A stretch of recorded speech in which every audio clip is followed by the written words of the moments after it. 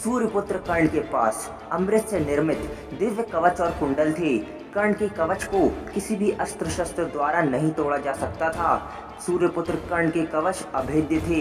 इंद्र जानते थे कि यदि कर्ण के पास उनके कवच और कुंडल रहे तब अर्जुन कभी भी कर्ण को नहीं हरा पाएंगे। इसीलिए युद्ध से पूर्व ही इंद्रदेव ने छल से कर्ण के कवच और कुंडल उनसे ले लिए थे। परंतु क्या महारथी कर्ण का दिव्य कवच श्री कृष्ण के सुदर्शन चक्र का सामना कर पाता? आज की इस वीडियो में हम इसी विषय पे बात करेंगे।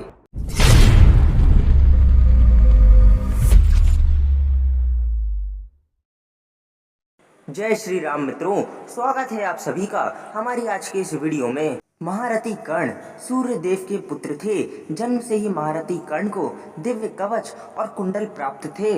महारथी कर्ण के कवच एवं कुंडलों का निर्माण अमृत से हुआ था, जिस कारण महारथी कर्ण के कवच एवं कुंडल अभेद्य थे और किसी भी अस्त्र शस्त्र द्वारा इन्हें भेदा नहीं जा सकता था।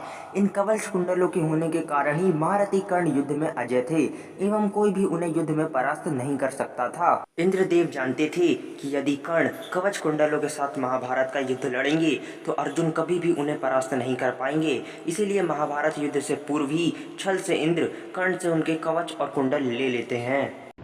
यदि सूर्यपुत्र कर्ण के दिव्य कवच एवं भगवान श्री कृष्ण के सुदर्शन चक्र का कभी किसी हालत में आमना सामना होता तो ऐसी परिस्थिति में भगवान श्री कृष्ण का सुदर्शन चक्र महारथी कर्ण के कवच के आगे निरस्त हो जाता, अर्थात महारथी कर्ण के कवच को सुदर्शन चक्र नहीं भेद पाता।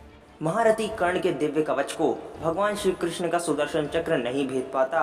इसका प्रमाण भी महाभारत में उपलब्ध है। स्वयं भगवान श्री कृष्ण ने अर्जुन से कहा था कि ना ही उनका सुदर्शन चक्र कर्ण के कवच को भेद सकता है, ना ही अर्जुन अपने किसी अस्त्र शस्त्र से कर्ण के उस दिव्य कवच को तोड़ सकते हैं। भगवान श्री कृष्ण के कथन से यही साबित होता है कि सुदर्शन चक्र महारथी कर्ण के कवच को नहीं भेद सकता था। कुछ लोग कमेंट सेक्शन में हमें कह रहे थे कि आप अपनी वीडियो में गलत जानकारी दे रहे हैं, सुदर्शन चक्र कर्ण के कवच को तोड़ देता।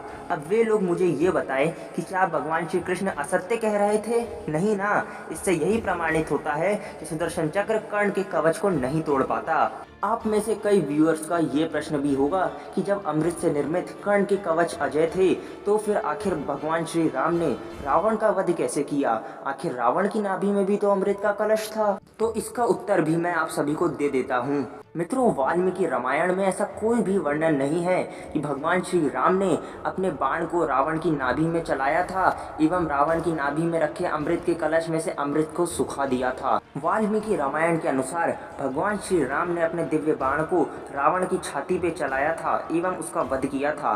वाल्मीकि रामायण में ऐसा कहीं पे भी कोई उल्लेख नहीं है कि रावण के पास अमृत का कलश था। कुछ लोगों ने रावण को महान दिखाने के लिए अमृत के कलश की झूठी कहानी को फैलाया है, परंतु वास्तव में रावण के पास कभी भी अमृत का कलश नहीं था।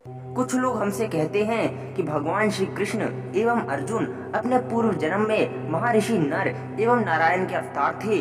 वहीं महारथी कर्ण अपने पूर्व जन्म में दंभोदव नामक राक्षस थे, जिन्होंने सूर्य देव से 1000 सहस्त्र कवचों का वरदान प्राप्त किया था। किसी तरह से नर एवं नारायण ने मिलकर दंभोदव के 999 कवचों को नष्ट कर दिया था।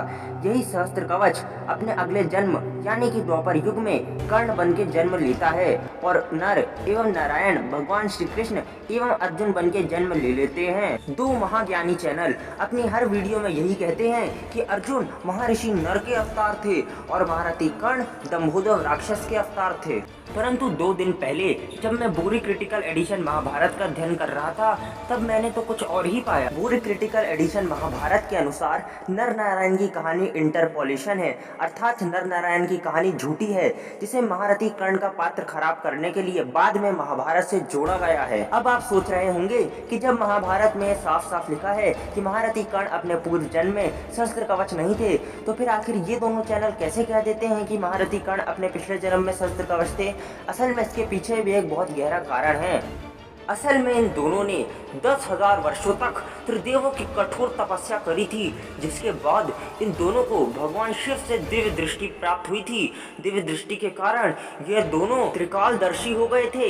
ये दोनों भूतकाल, भविष्यकाल और वर्तमान काल तीनों में नजर रख सकते थे, परंतु हमारे पास कोई दिव्य दृष्टि नहीं है, इसलिए हम केवल उसी को सच मानते हैं जिसका वर्णन ग्रंथों में रहता है। हमें आशा है कि आज की इस वीडियो के माध्यम से आपको यह पता चल गया होगा कि रावण की नाभि में कोई भी अमृत का कलश नहीं था एवं नर नारायण की कहानी झूठी थी, जिसे महारथी कर्ण का चरित्र खराब करने के लिए महाभारत से जोड़ा गया था।